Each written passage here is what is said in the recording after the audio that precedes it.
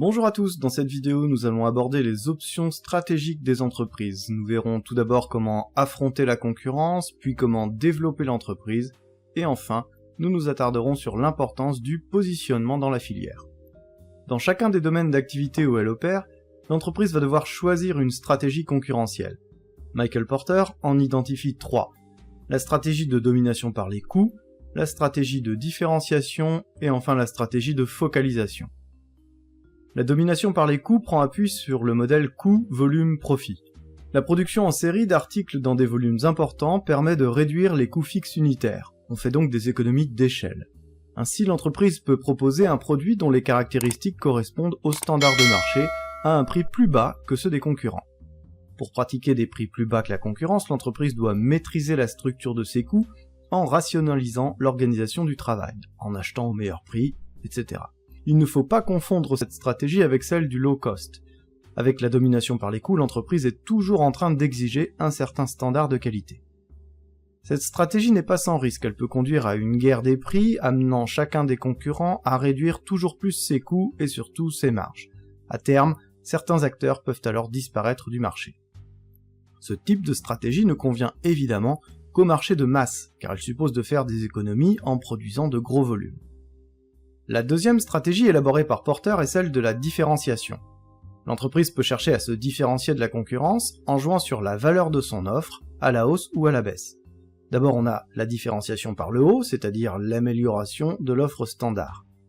Il s'agit de proposer des produits dotés de caractéristiques innovantes, supérieures à celles des standards de marché, ou bien d'une ergonomie soignée ou encore d'une image de marque flatteuse.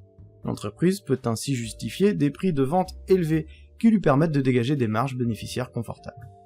De l'autre côté, on a la différenciation par le bas, c'est ce qu'on appelle aussi le low cost ou encore l'épuration de l'offre standard. Il s'agit donc d'épurer l'offre en éliminant toute caractéristique jugée superficielle. Le client accepte une telle option en contrepartie d'un prix plus faible. La troisième stratégie élaborée par Porter est celle de la focalisation. Elle revient pour une firme à concentrer, c'est-à-dire à focaliser toutes ses ressources et compétences sur les attentes d'un segment étroit de clientèle non satisfaite par les produits standards du marché. Les articles proposés répondent ainsi parfaitement aux besoins de la cible visée. La focalisation nécessite donc d'avoir parfaitement identifié au préalable les besoins de cette cible. Le marché est nécessairement plus petit et avec moins de concurrents. C'est aussi ce qu'on appelle un marché de niche. Maintenant que nous avons exposé les façons d'affronter la concurrence, voyons ensemble les différents moyens de développer l'entreprise. Igor Antsov a identifié 2 voies alternatives de développement de l'entreprise. On appelle ce tableau la matrice Antsov. Il distingue donc d'un côté la stratégie de spécialisation, regroupant la pénétration de marché, le développement de produits et le développement de marché, et de l'autre, la stratégie de diversification. La stratégie de spécialisation se caractérise par le développement d'un savoir-faire unique, sur lequel la firme concentre l'ensemble de ses ressources, c'est-à-dire ses ressources humaines, financières, commerciales, etc. Ce choix la conduit à une logique d'expertise lui permettant de développer des compétences distinctives. Elle peut ainsi bénéficier d'une image d'excellence, développer des produits de qualité particulièrement innovants et ou parfaitement adaptés à des exigences particulières. On repère donc 3 stratégies de spécialisation. La pénétration de marché, ici on utilise le même produit sur le même marché, c'est-à-dire qu'on essaye de faire mieux avec la même chose. Le développement de produits, là on utilise un nouveau produit que l'on propose sur le même marché, et enfin le développement de marché, dans ce cas on essaye de conquérir un nouveau marché mais avec le même produit. La dernière stratégie relevée par Antsov est celle de la diversification. Elle consiste pour une entreprise à aborder parallèlement différents domaines d'activité. Ici elle part à la conquête d'un nouveau marché à l'aide d'un nouveau produit. Elle s'appuie pour ce faire sur la maîtrise de différents savoir-faire qu'elle développe conjointement. Elle peut viser à renforcer la position concurrentielle de l'entreprise en proposant des services joints dans une optique d'offre globale, ou encore réorienter une partie de ses activités sur un nouveau domaine d'activité considéré plus porteur. Maintenant que nous avons compris les différentes stratégies de développement, voyons un dernier point, le positionnement au sein de la filière. L'entreprise peut choisir de maîtriser toute la filière sur laquelle elle opère, ou bien se concentrer sur une partie de cette même filière. C'est ce qu'on appelle l'intégration verticale. Ce choix, que ce soit en amont ou en aval, implique le développement de nouveaux savoir-faire, comme c'est le cas dans le cadre d'une diversification.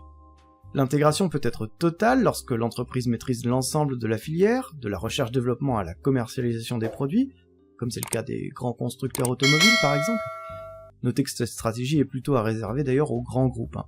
Elle peut aussi n'être que partielle, c'est dans ce cas une option plus envisageable, cette fois pour les entreprises plus petites.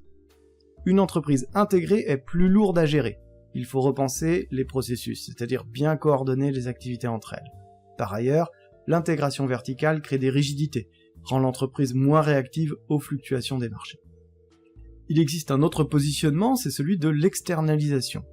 C'est l'opération par laquelle l'entreprise confie durablement à un prestataire externe, une filiale ou un fournisseur, tout ou partie des services nécessaires à son fonctionnement, plutôt que de les réaliser en interne. En externalisant, elle cherche à réduire les coûts, pas de personnel à rémunérer, pas de matériel à acquérir ou à entretenir. Elle évite de disperser ses ressources sur un trop grand nombre d'activités, c'est-à-dire qu'elle optimise ses process. Elle accède à des compétences parfois plus pointues, celles des spécialistes, et elle gagne en flexibilité. En effet, lorsque le marché ralentit, l'entreprise est moins touchée car les frais fixes sont moins importants. On dit alors que l'entreprise devient plus agile. Voilà, cette vidéo est maintenant terminée. Dans la prochaine, et pour clôturer ce thème de management, nous nous pencherons sur les modalités de développement stratégique. À bientôt!